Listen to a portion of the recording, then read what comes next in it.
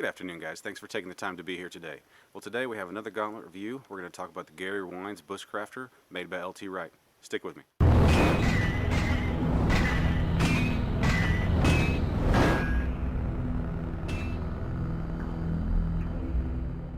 Again, folks, thanks for taking the time to be here today. Like I said, we have the Gary Wines Bushcrafter.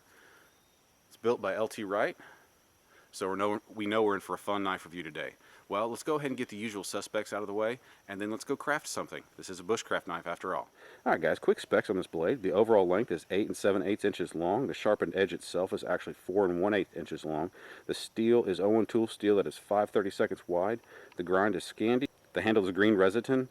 The other features are a sharpened spine that's classic from LT Wright. And of course, obviously, as you can see here, it does come with LT's classic leather sheath, just a standard box style. While we're talking about specification of this knife, the first thing that stands out to me is this handle. It seems to pretty much, and this is not a negative thing, it seems to pretty much go opposite of what I am typically used to on many classic bush style type blades.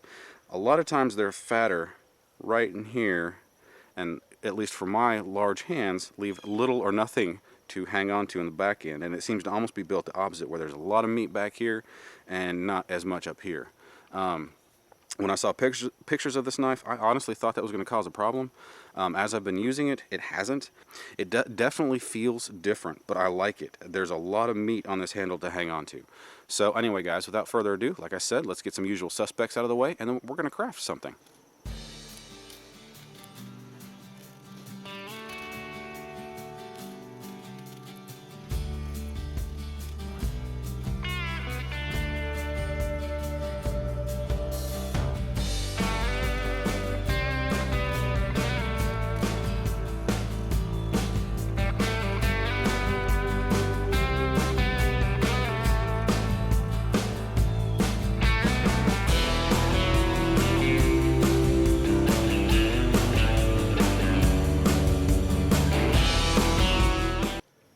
It's not my best feather stick in the world, but let's see how this spine does.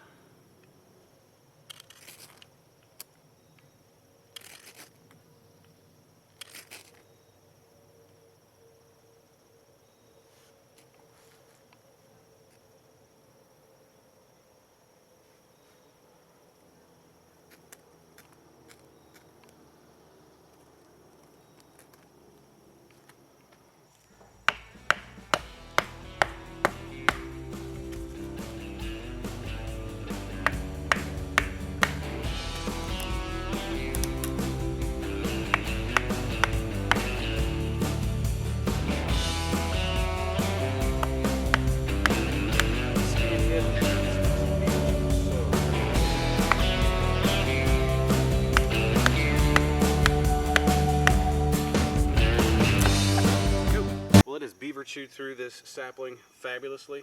I'm really liking the Scandi that he's come up with on this. It seems to be a steeper angle than what you consider to be a normal Scandi blade. I'm liking it a lot. Now, you guys may be asking or wondering, what am I doing?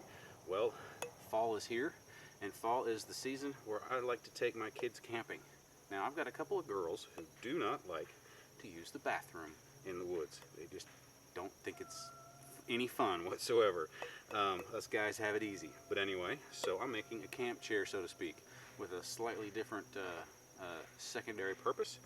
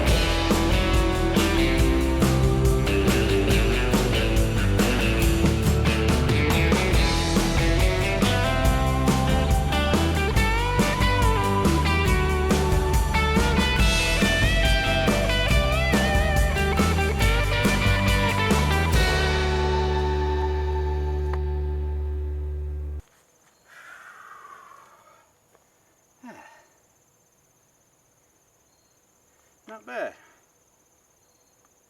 Cool. All right, well, as I mentioned, today I'm making a camp chair. Now, I know you guys are probably going, man, there's way more efficient ways, way better ways, way more stable ways to make a camp chair. Why are you doing it with 4 legs? Well, I'll share with you. And it's kind of silly. You guys might laugh. Fall has come. It is camping season for me and my kids. Typically, once or twice a month, I'll take one of my kids out into the woods and we'll go camping. Now, I've got 2 girls, guys, and my girls just don't like using the bathroom out in the woods. So, I'm making an improvised camp chair / toilet. So here's my thinking. The 4 legs, obviously, if you had a tripod, come down through the middle. When they go potty, it'd splash down with the legs of the chair. So that's why the 4 legs.